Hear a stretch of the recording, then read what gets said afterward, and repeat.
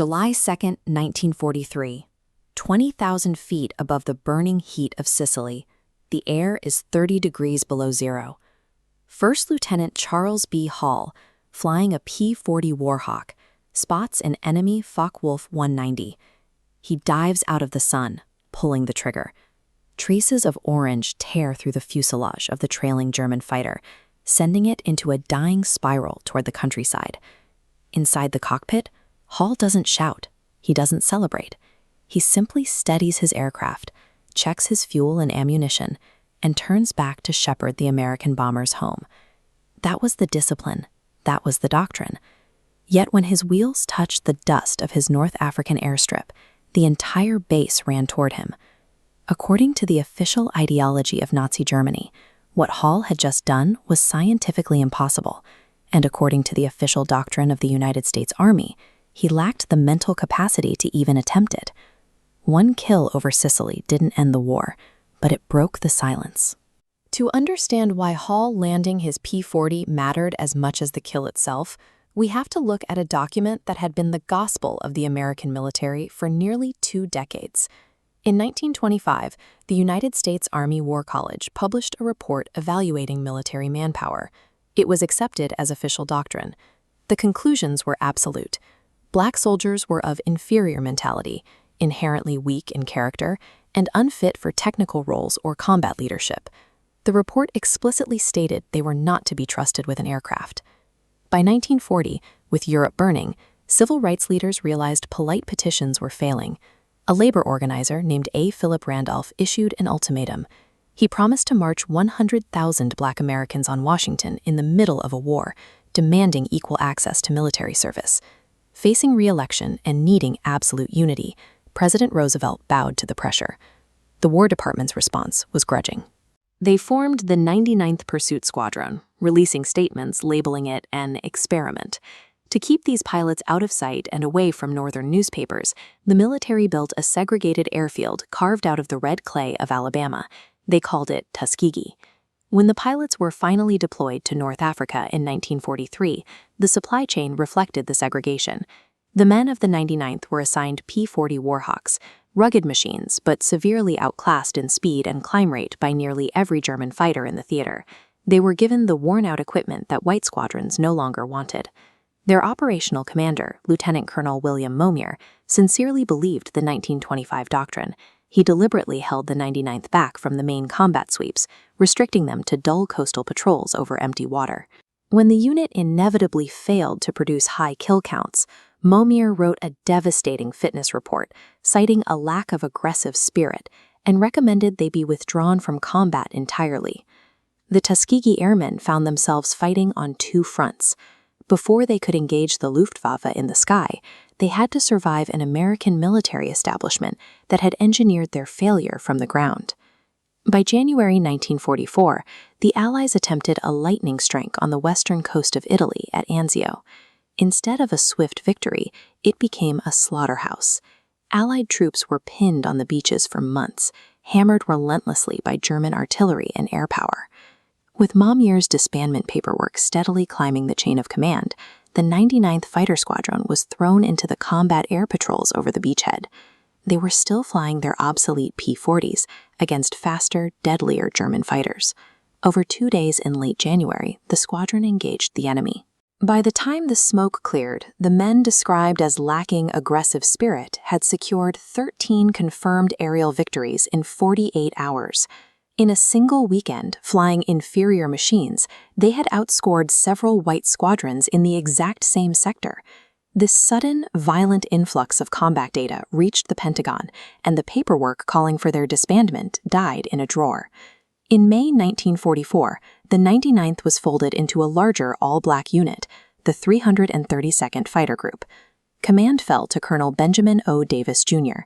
Davis endured 4 years of absolute institutional silence at West Point.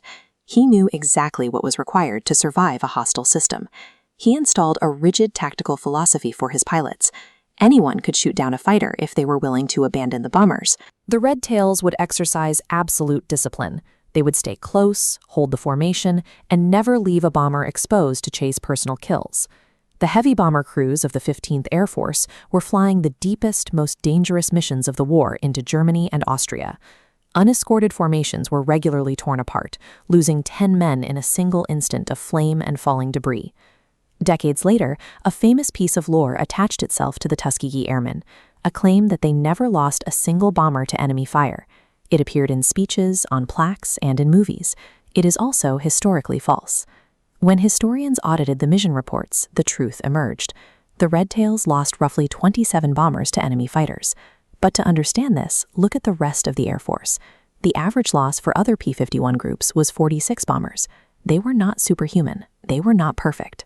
But their strict adherence to Davis's doctrine made them highly consistent, and mathematically, the safest escort group to fly behind in the European theater. The truth of their discipline is more impressive than the myth. Their final tactical test arrived on March 24, 1945.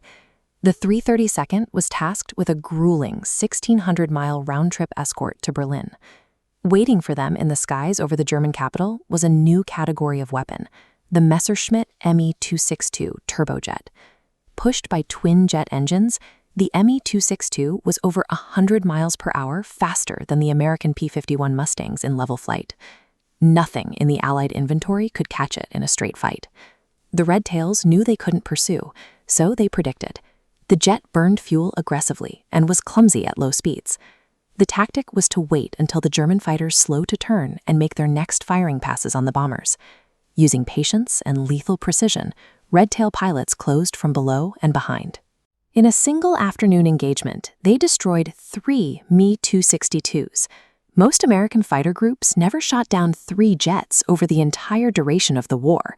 This engagement was an absolute mastery of aerial warfare. They took an overwhelming technological disadvantage and neutralized it entirely through calculated, flawless execution. While the 332nd was escorting billion-dollar bomber fleets against jet fighters in Europe, another black aviation unit was training back home in Indiana. At Freeman Field, 162 black officers were placed under military arrest simply for attempting to enter a whites-only officers' club. The contradiction followed them everywhere. First Lieutenant Alexander Jefferson was shot down and captured in 1944. In a German POW camp, white American bomber crews walked over to thank him for his protection. In a Nazi prison, he was treated more like a fellow American than he ever was in his own country. After the war, Jefferson's transport ship docked in New York Harbor. Uniformed officials divided the men. Captured German soldiers, the very men Jefferson had fought, were ushered through a door reserved for whites. Jefferson, wearing the wings of a combat pilot, was ordered to pick up his duffel bag and walk through a separate door marked colored. They had spent 2 years risking their lives to crush fascism in Europe, only to return to a nation that legally and structurally viewed them as inferior to the prisoners of war they had just defeated. The final record of the 332nd reached a volume that could no longer be ignored: 1,578 combat missions, 112 confirmed aerial victories, and 150 aircraft destroyed on the ground. The 1925 War College report had been dismantled by the very technical performance it claimed was impossible. The military's own data now proved the doctrine was wrong. This specific combat record made the argument for segregation impossible to maintain. On July 26, 1948, President Harry S. Truman signed Executive Order 9981, formally desegregating the armed forces. The document did not mention the Tuskegee Airmen by name, but everyone in the Pentagon knew exactly whose performance forced the president's hand.